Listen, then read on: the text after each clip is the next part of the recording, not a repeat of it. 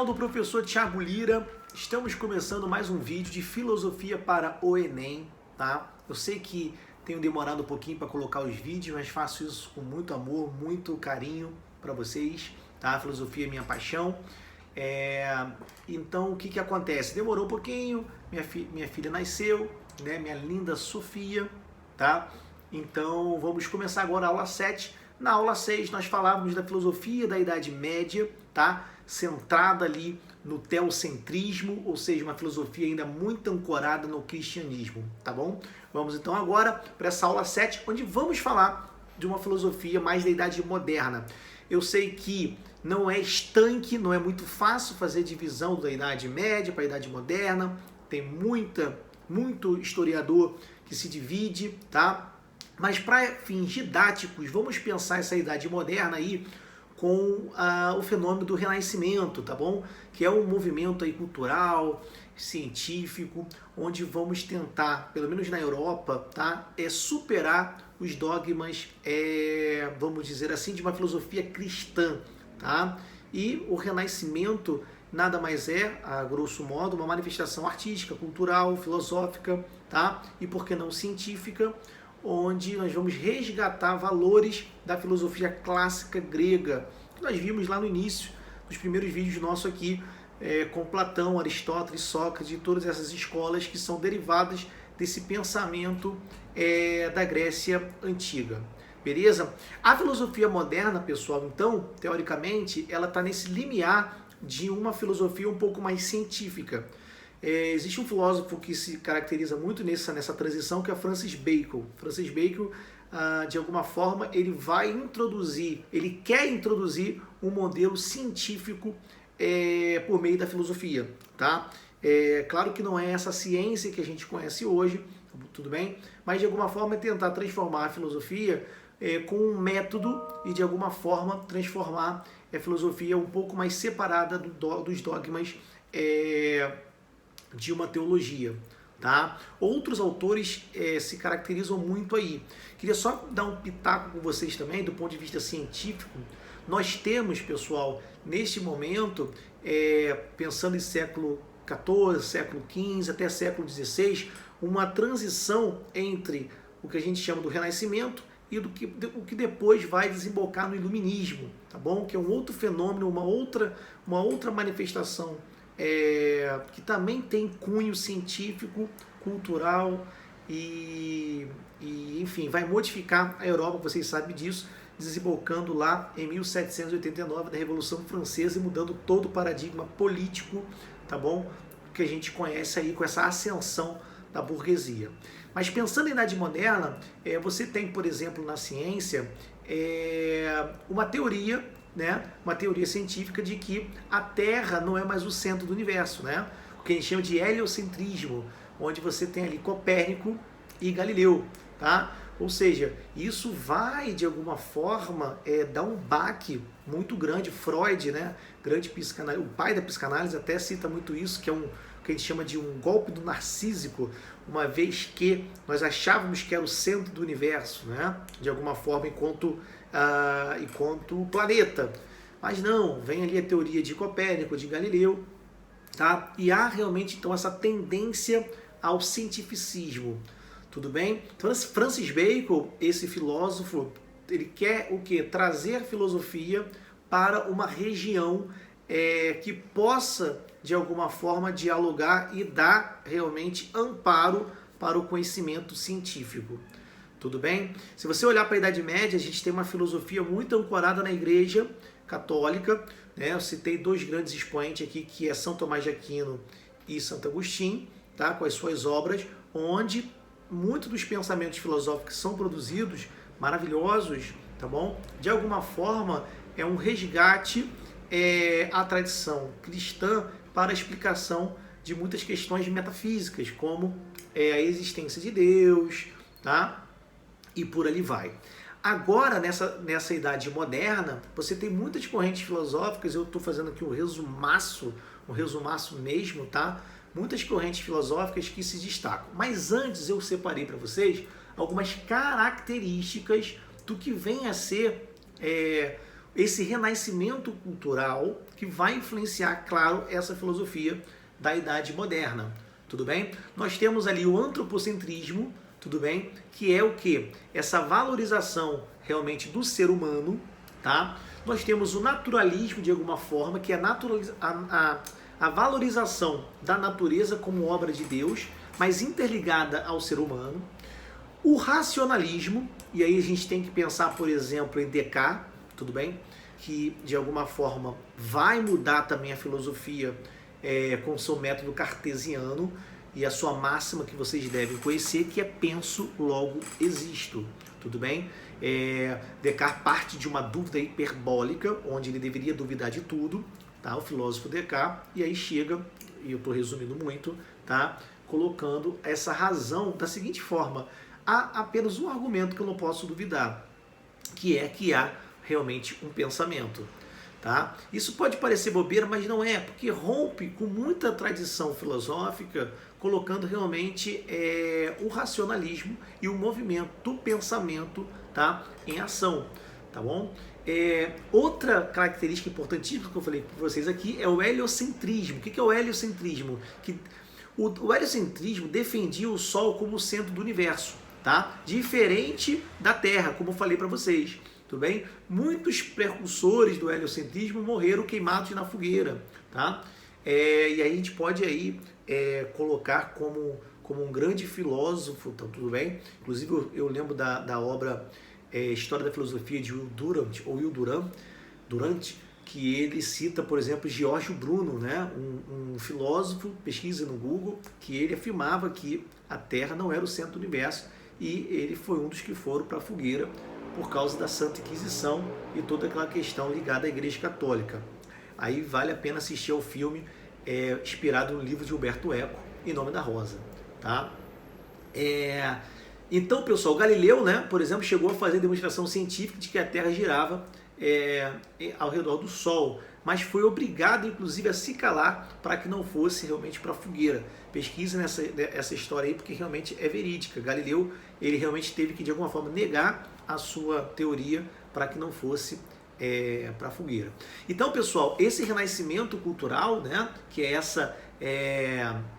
esse movimento artístico, cultural, científico, ele vai se espalhar na Europa e, de alguma forma, ele vai colocar o homem como ser pensante, atuante, e de alguma forma é uma das características desse rompimento de um período medieval, feudal, né? Vocês conhecem o feudalismo lá nas aulas de história, introduzindo uma filosofia na Idade Moderna. Citei Francis Bacon, né? Tentando trazer raízes para a ciência, né? Descartes, mas há também autores do ramo político, onde a gente pode citar, por exemplo, uma corrente filosófica e política que é muito conhecida, que é o contratualismo, que se destaca ali Rousseau, né?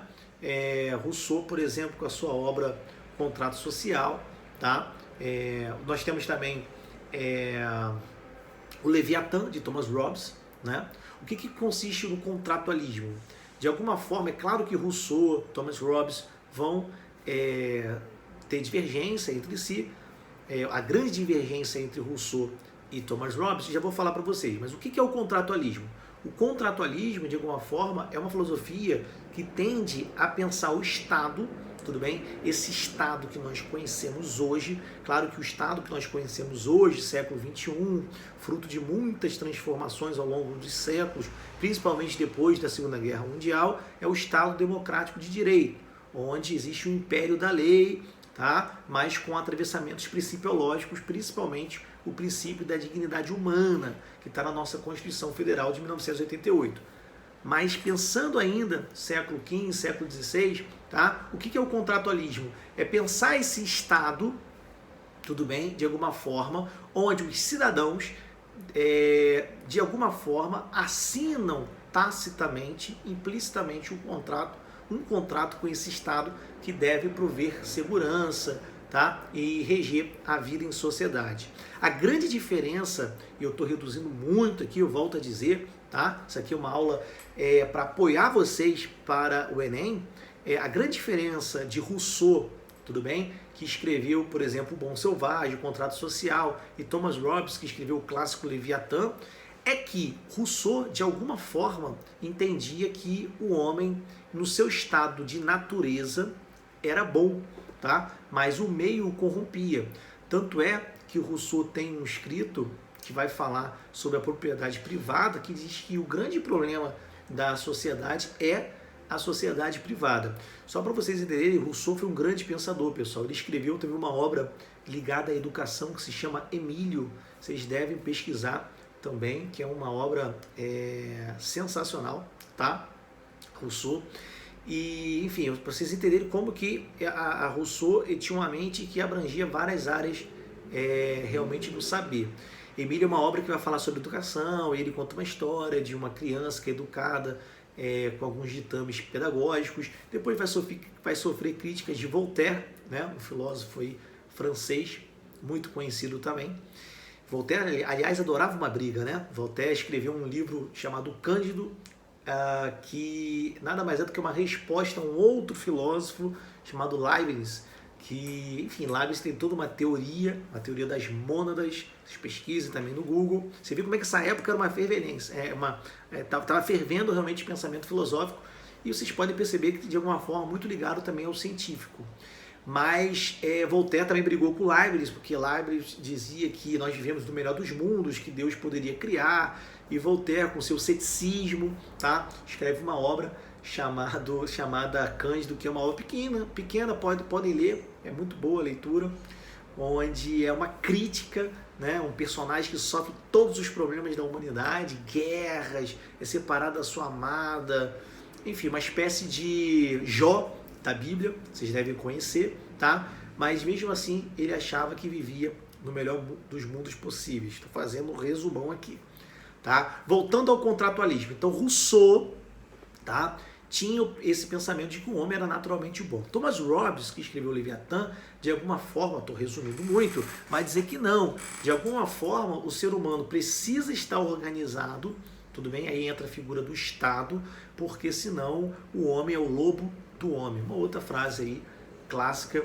é uma frase de Rousseau, de Thomas Hobbes, o homem é o lobo do homem. E aí o que acontece? O homem precisaria estar realmente enganjado por meio de um contrato com essa força estatal.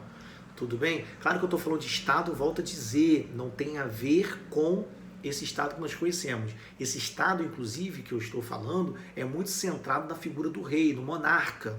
Tudo bem? Tanto é que nós temos uma outra obra clássica desse período, que é Maquiavel. Maquiavel escreveu Um Príncipe, tá? Maquiavel muito mal interpretado, se a gente procurar para pesquisar, né? Inclusive a palavra você é muito maquiavélico, hoje denota uma pessoa ardilosa e tudo mais. Por quê? Porque Maquiavel escreveu Um Príncipe, ele vai escrever de alguma forma no Príncipe, e vale a leitura, condutas que o príncipe deveria, né, enquanto Estado, adotar enquanto autoridade máxima do poder e representante do poder, tudo bem? E, enfim, de alguma forma é interessante citar isso, que Maquiavel ele vai rasgar um pouco do ponto de vista político junto ao poder político, né, na sua teoria, a questão da moral, né? A questão da moral muito tratada no Príncipe, mas no seguinte sentido, o que mais é importante realmente nesse contexto é a liberdade. A liberdade. Pessoal, não estou me preocupando com datas, com nada disso, tudo bem? Porque essa não é a ideia. Estou citando realmente essa questão moderna, tá? Que de alguma forma é ancorada desse renascimento, vai desembocar no iluminismo. E eu estou citando aqui vários filósofos, acho que já falamos de Rousseau, Thomas Hobbes, Maquiavel, falamos um pouquinho de Voltaire, Leibniz, falamos também de Francis Bacon, Descartes, enfim. Então esse período moderno, ele é muito interessante. Eu fiz alguns apontamentos, mas eu gosto realmente de bater um papinho com vocês, tá? Então depois, pessoal, vai desembocar realmente no iluminismo, tá? No iluminismo. E aí, pessoal, outra corrente que também eu acho que vale depois um vídeo à parte, tá? É o empirismo, que também é uma corrente que a gente pode destacar David Hume, né? David Hume, podemos descartar também John Locke, também, tá? Que é uma corrente também filosófica que vai pensar a questão da razão, mas do ponto de vista empírico, ou seja, nós só podemos obter conhecimento se nós tivermos realmente o ato ou o fato empírico, tudo bem? David Hume, inclusive, era uma espécie de um cético, porque ele se chocava um pouquinho com essa questão da razão enquanto entidade autônoma, tá? Ele acreditava que esse conhecimento nada mais é do que um amontoado sequencial cronológico de várias experiências que o indivíduo vai tendo, tá? Isso aí é um outro papo, eu acho que merece um vídeo à parte, realmente, talvez o racionalismo versus empirismo, e aí depois nós vamos desembocar lá em Kant, né? O filósofo aí que vai tentar trabalhar junto com essas duas correntes. Então, pessoal, essa é a Idade Moderna, tá? Muito importante, rompe com paradigmas da Idade Média, tá? Vai entrar nesse cenário, ancorado nesse cenário da Revolução, do Renascimento. Uma outra característica histórica que também é interessante a gente falar aqui é a Reforma Protestante, tá? Onde nós temos ali dois grandes expoentes, que é o Martinho Lutero e olha minha cabeça aqui como é que tá fervendo. Nós temos Lutero e Calvino, tá? Dentre outros autores. Mas o que foi a Reforma Protestante? De alguma forma, bem resumidamente, a Reforma Protestante foi uma releitura da Bíblia, tá? Ancorada em alguns princípios que, de alguma forma, rompia com o monopólio da Igreja Católica enquanto entidade máxima e guardiã da palavra de Deus, tá? Em suma, a Reforma Protestante, tá? Que é ancorada na graça de Deus, na Escritura e tudo mais, ela vai ter uma consequência econômica e política, uma vez que vai romper e vai modificar esse cenário religioso, tá? Então, por exemplo, se você tinha, por exemplo, a usura, que era condenada pela Igreja Católica, né? Ou seja, busca pelo lucro, etc., a Reforma Protestante já vai contra esse pensamento. Então, esse pensamento é interessante, por exemplo, para uma burguesia que está crescendo neste período que nós estamos falando aqui, tá? E ela vai trazer consequências muito interessantes. Inclusive, há um autor muito ligado à sociologia chamado Max Weber. Max Weber escreve uma obra chamada A Reforma Protestante e o Espírito do Capitalismo, onde de alguma forma ele vai trabalhar essa questão de a Reforma Protestante também ter de trazer consequências, né, trouxe consequências para esse capitalismo aí, que está até um pouco embrionário, mas vai crescendo essa burguesia até chegar ali no Iluminismo, que nós já vamos falar depois, tá? E a Revolução Francesa, que é onde realmente o cenário político realmente muda muito ali com a Revolução Francesa. E aí, inclusive alguns autores vão dizer que a Revolução Francesa é o início da Idade Contemporânea.